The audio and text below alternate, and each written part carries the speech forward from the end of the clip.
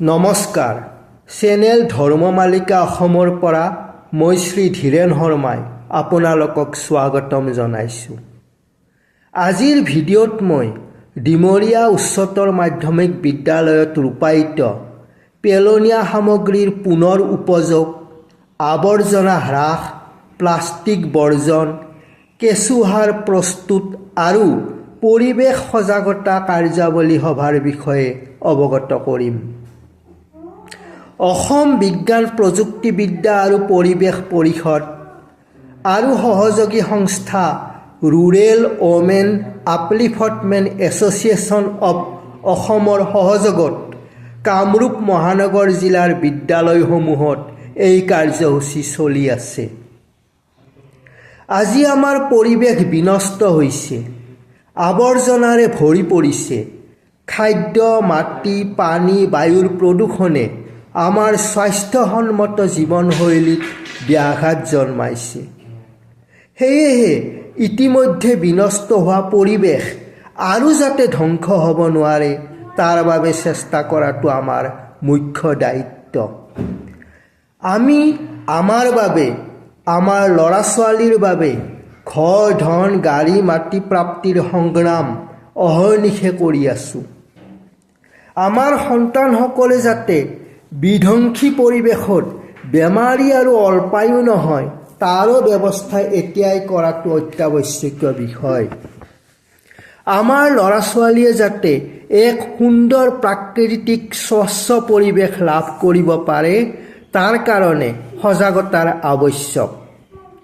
এক সুন্দৰ পৰিৱেশতহে সুন্দৰ মনৰ সৃষ্টি হয়। শৰীৰমাদ্যং খলু ধৰ্ম সাধনম। ধৰ্ম সাধনৰ মূলতেই হৈছে আমাৰ শৰীৰটো। শৰীৰটো বেমাৰ আজাৰ নোহোৱাকৈ নিৰোগী হৈ থাকিলেহে চতুৰ্বৰ্গ ফলপ্ৰাপ্তি অৰ্থাৎ ধৰ্ম, অৰ্থ, কাম, মোক্ষ ফল লাভ হয়। প্ৰদূষণৰ ফলত মাৰাত্মক বেমাৰ ব্যাধিৰ ভোগ কৰিবলগীয়া হৈছে আজিৰ মানুহে। ডিমৰীয়া উচ্চতৰ মাধ্যমিক বিদ্যালয়ৰ ইক' ক্লাবে পৰিৱেশ ৰক্ষাৰ ওপৰত গুৰুত্ব দি আহিছে। ছাত্ৰ ছাত্ৰীসকলে এই উদ্দেশ্যে এক শোভাযাত্ৰা কৰে। শোভাযাত্ৰাৰ আৰম্ভণিতে পৰিৱেশ ৰক্ষা, আৱৰ্জনা হ্ৰাস, স্বচ্ছতা আৰু পেলনীয়া সামগ্ৰীৰ পুনৰ ব্যৱহাৰৰ আদিৰ ক্ষেত্ৰত মুখ্য ভূমিকা লোৱা পেলনীয়া প্লাষ্টিক, ভঙা চিঙা সামগ্ৰী সংগ্ৰহকাৰী ব্যক্তিসকলৰ কৰ্মক মহত্ব প্ৰদান কৰি তেনে এক ব্যক্তিক এখনি ফুলাম গামোচাৰে সম্বৰ্ধনা জনোৱা হয়। প্লাষ্টিক আৱৰ্জনাৰে খেতিপথাৰ নষ্ট কৰা বিষয়ক এখনি বাতৰ নাটো ছাত্ৰ ছাত্ৰীৰ দ্বাৰা প্ৰদৰ্শন কৰা হয়। অনুষ্ঠিত সভাত প্লাষ্টিকৰ ব্যৱহাৰ হ্ৰাস, আৱৰ্জনাৰ পৃথকীকৰণ, পুৰণা আচবাব মেৰামতি, পুনৰ ব্যৱহাৰ আৰু পুনৰাৱৰ্তন, জীৱ বৈচিত্ৰ্য সংৰক্ষণ, প্ৰাকৃতিক আৰু জৈৱিক খাদ্য গ্ৰহণ, কেঁচু সাৰ প্ৰস্তুত, বৃক্ষৰোপণ, নিম, তুলসী আদি ঔষধি গছ ৰোপণ, স্বচ্ছতা, পৰিৱেশ সুৰক্ষাৰ সজাগতা আদিয়েই মূল বিষয়।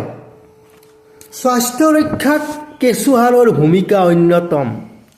ডিমৰীয়া উচ্চতৰ মাধ্যমিক বিদ্যালয়ৰ ছাত্ৰ ছাত্ৰীসকলে খেৰ, কলগছ, মেটেকা, গোবৰ আৰু উন্নত জাতৰ কেঁচুৰ দ্বাৰা কেঁচু সাৰ প্ৰস্তুত কৰিছে আৰু এই ব্যৱস্থাৰ দ্বাৰা ৰাইজ উপকৃত হ'ব বুলি আশা কৰা হৈছে। ধন্যবাদ।